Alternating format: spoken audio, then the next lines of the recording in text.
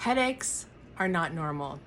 One of the incidental findings that I see all the time are headaches, especially chronic daily headaches. They're never normal. Different from migraines, which I'll do a different video on, okay? Headache patterns are pretty classically upper cervical issues. And when you look down all day long, then you increase that 8-pound weight of the head. Your suboccipital muscles, or the muscles underneath your head, have to work really hard, and they become very tight because we're so forward facing and so forward oriented, right? Then you end up getting suboccipital referral pattern headaches, which are the ones over the forehead or the eyes. Never normal. So headaches here really coming from your upper cervical and that muscle that's really tight.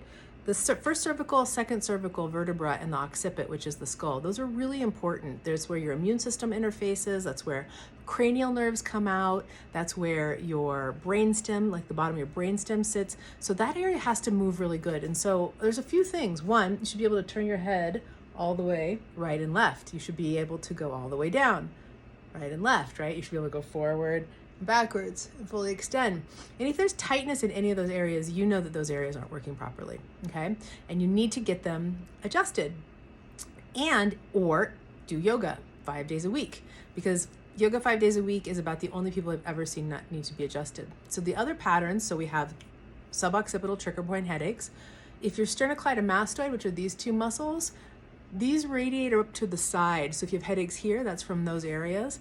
And I don't want to miss, it's not really a headache, but if you get radiating pain down into your hands, your arms, into your chest or the back, or even into your trap, those are what's called your scaling muscles. And those are these little muscles here that are accessory breathing muscles, which means that when you breathe shallow, you're telling your body you're in fight or flight.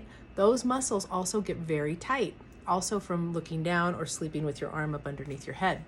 So those are the most common patterns that I see for headaches.